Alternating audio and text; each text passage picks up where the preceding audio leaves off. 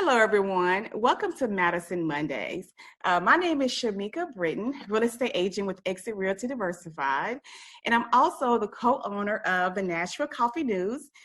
Coffee News is a restaurant publication that you can soon find in the local restaurants again soon in the Madison area. All right, so we're so excited today. As a part of Madison Mondays, we'll be spotlighting different businesses and nonprofits in our area that provide extreme value to our community. And so today we are going to spotlight Jim Hawk with Neighbor to Neighbor. And so we're going to talk to him a little bit about what he does and how Neighbor to Neighbor supports the community. All right, so welcome, Jim. How are you today? Good, Shameka. Thanks for having us. You're so welcome. So, Jim, before we get started, tell me a little bit about you and how you support the community through Neighbor to Neighbor.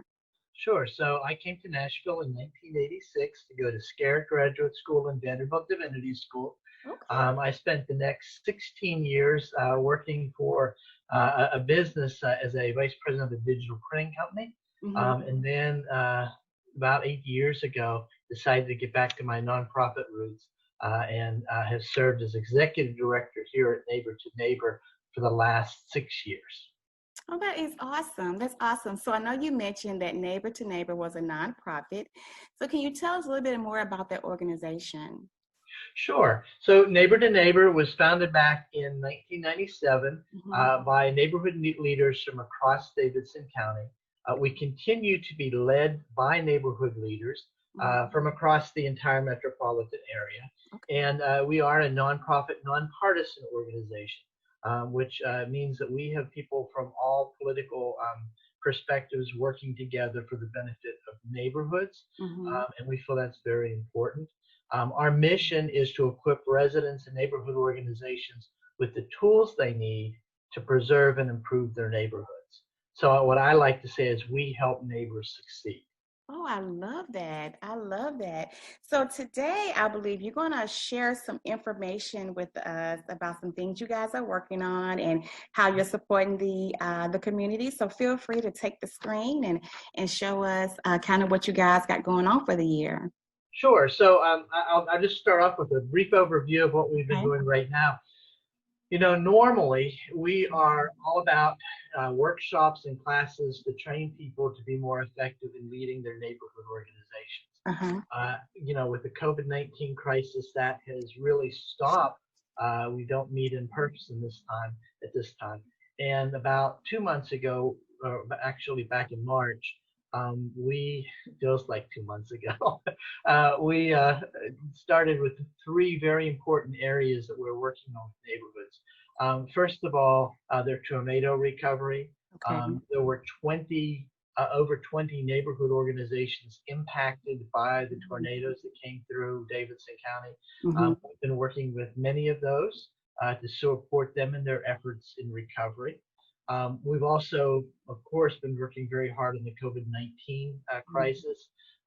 We've had 2 neighborhood leadership forums where neighborhood leaders can come together and talk about how the COVID-19 virus is impacting their neighborhood and how we can work together to create safe and healthy neighborhoods during this time. We're about to launch our Leading in Crisis leadership series, and we've gathered 8 neighborhood leaders and professional community engagement people, community organizers, to really talk about what it means to lead in crisis, how neighborhood organizing is different today and how it's the same, and then just talk about what neighborhood organizations can be doing to support their community in this really trying time. And then the other thing that we've been doing is working on the census. The 2020 census is going on right now. If you haven't filled out your census form, please do so. People have been asking me, why in the world are we talking about the 2020 census with all this other stuff going on? And the bottom line is that sets the money and the political power for the next 10 years. And for every person who fails to fill out or complete the 2020 census, our community loses about $20,000 over a 10-year period. So a family of 4 loses $100,000 a year. That means that money is not going to our first responders who desperately need that. It's not going to schools. It's not going to the parks. All of the things that we hold dear, that money is going to some other community, and it will not be going to ours. And so we think it's really important right now for people to be completing that census. It is definitely important. And, I think a lot of times we just don't know that, why, because, it only comes around, we say every 10 years, right? And so the generation, they're like, what is this? And why do I have to fill this out? And so my daughter asked that question and she didn't know what a census was. So I definitely understand that. Yeah. Well, and so when we talk about Madison and what we try to do, maybe it might be able to talk a little bit about what we try to do in neighborhoods, because those are exceptional things that we do. And one of the reasons why we're interested so much in working in Madison right now is there is an amazing transformation that is taking place in the Madison area. Yeah. And I think, and we believe that it's very important for the residents of Madison to have control over what's going on in their community. And a lot of times, and I hear this from a lot of people, that they think of Madison as Madison, and forget that Madison is made up of many different neighborhoods. Some of them are more urban, some of them are suburban, and some of them are rural, right? There's business communities, and there's also industrial areas. Yes. But all of those are neighborhoods that need to be cared for. And if we just treat Madison as one big blob, right? We're really not taking care of the individual parts, which when you take care of the individual parts, the whole comes together. Yeah. And so Madison doesn't have a lot of neighborhood organizations. They have some crime watch programs, and we have some homeowners associations. Neighborhood associations are really what bring communities together.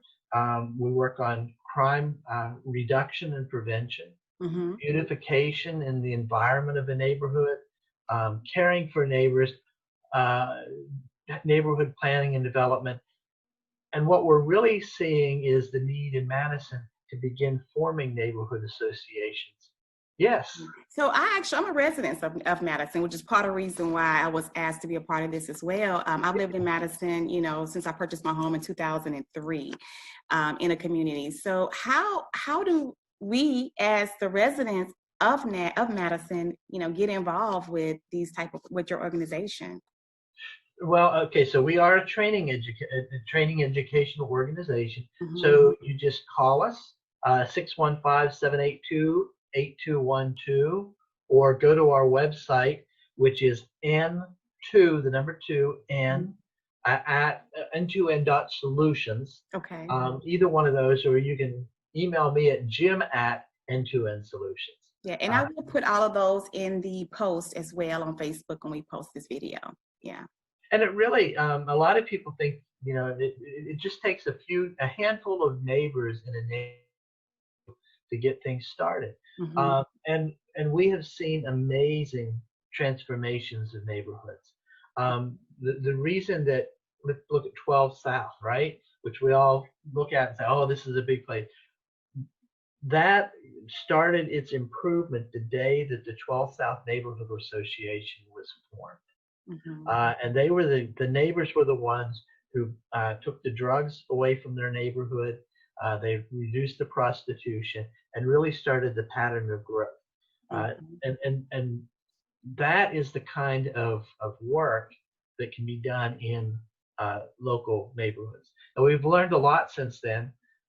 We've learned that part of what a neighborhood organization needs to be doing is not just concerned about dilapidated buildings and about improving the place and making it look better, but we need to make sure that our neighbors are being cared for as well, so that they don't get pushed out of their neighborhood when the development comes. Yeah. And so increasingly, that's one thing that neighborhood organizations are having to do, is thinking about how do we preserve our neighborhood and encourage the people who are living here now to continue living here. I like that. I do. I really like that. So neighborhood organizations, like right now we have, like I know in my community, we have our own little small HOA. But what you're saying is you're not talking about that. It's taking all of the communities in Madison and establishing or creating some type of organization as a community.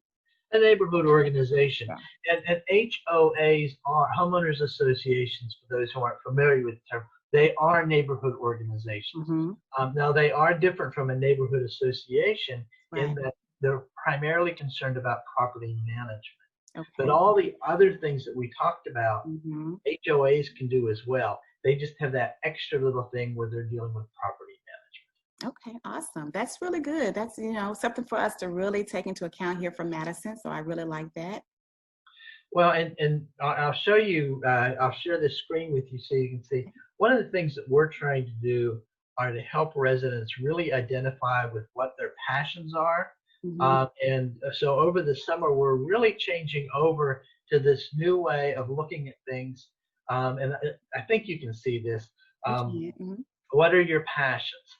And what we've identified is that there are about 8 different passions that people have when they're thinking about their neighborhoods. For the longest time, I mean forever, crime reduction and prevention has been number one that people are concerned about. Second, and that is everything from getting rid of gangs or drugs to worrying about community policing to Night Out Against Crime.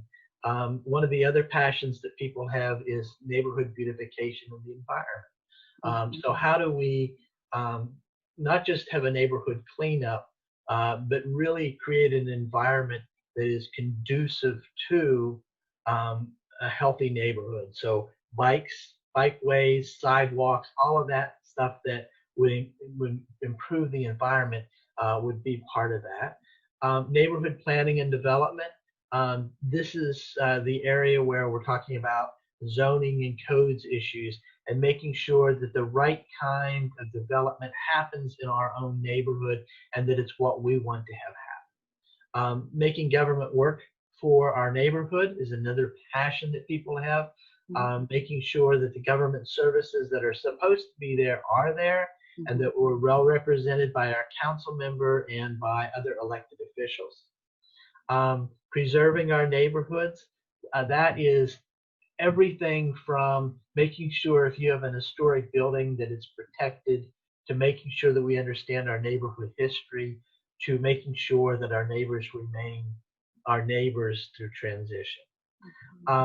Gathering community and honoring diversity. The number one reason people want to get involved in neighborhood organizations most of the time is because they want to get to know their neighbors. And so creating that community is really important. And honoring the diversity that exists within that neighborhood is also really important and actually works to the advantage of a neighborhood organization. Caring for our neighbors. We have some neighborhoods that, particularly in these times, are really reaching out to their older adults and people who are health insecure to make sure they're getting their groceries and their pharmaceutical items. Typically over the summer, some neighborhood groups hold programs for their teens. They're concerned that there's nothing to do in the neighborhood, and so they work together to make a difference. And then the final one, which is to me the most important and overarches all these, is just effective neighborhood organizing. It's just not one person working in a neighborhood that makes all these things happen. Effective neighborhood organizing is bringing people together, creating a common vision, and then working on the different components to make that neighborhood where they live safe, secure, healthy, all the good things that we want for a neighborhood. So this fall, as we begin our training series again, we're going to be using these 8 passion circles as ways to bring people together. So if you're interested in one of those, we have a group for you to discuss what other neighborhoods across Davidson County are doing and what they could be doing so that you can take that back to your own neighborhood. Oh, absolutely love that. Thank you so much for sharing that information, Jim. Absolutely. Yeah. Thank you so much. All right. So anything else in closing? Well, I do want to say that we're excited. One of the things that we're really excited about is that the Good Neighbor Day Festival is coming to Madison. The Davidson County Good Neighbor Day Festival started 8 years ago, or this will be. Unfortunately, with the COVID-19 crisis, we're trying to decide whether it's going to happen this year or next. Okay. We should know that in the next week. But last year we had over 5,000 people attend the event. Every year we move it to a different location. So last year was in Antioch. Okay. The next time that we have an in-person Good Neighbor Day Festival, it is going to be in Madison. And it is a day to celebrate the importance of being a good neighbor and making a difference right where you live. There is amazing food, amazing music, just all sorts of great things that will happen during this event. So even though I can't say it's going to be this year, keep your ears open. Yeah, your ears open so that and listen for news about when this event will happen. It happens each fall, and we're really excited it's going to be in Madison. Well, I'm excited to know that it's still going to be in Madison. I know it may not go as planned for this year, but I am excited that it's going to happen next year, possibly. You know, whenever it does happen, we're excited for it.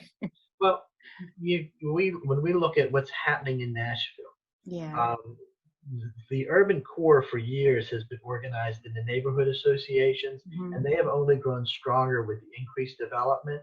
And what we're seeing happen is the development is moving up Gallatin Road. And so right now, the Inglewood area, in the last year, we have seen 6 new neighborhood associations formed there because those residents really want to have a say in what's happening. And we know that's going to be happening in Madison soon. So we want to be there early to help neighborhood organizations to form so that they can preserve and improve their own neighborhoods as they want them to be. I love that. Thank you so much. And I'm definitely going to speak to you further about it. I do want to just really get to know the community, get to know this organization a little bit more as a real estate agent and just as a resident in this area. I just really want to keep a pulse on those organizations, whatever pops up, or if there are individuals who are interested, we definitely want to get that formulated. So, yeah. Yeah, well, thank you so much for doing this interview with me today for the Madison Mondays. And again, I'm Shameka Britton, and I'm so excited to be partnering with Madison Mondays and David going forward. So we're super excited. And again, if you're interested in what I do, I'm a real estate agent here in Nashville, also co-owner of a restaurant publication called Nashville Coffee News. The publication really supports small businesses. So if you see it in a restaurant, if you see it on our website, check out our advertisers because it's really important to make sure we continue to support the small businesses. And that's it. So we thank you and you have a wonderful, wonderful rest of the day. Thank you. Bye.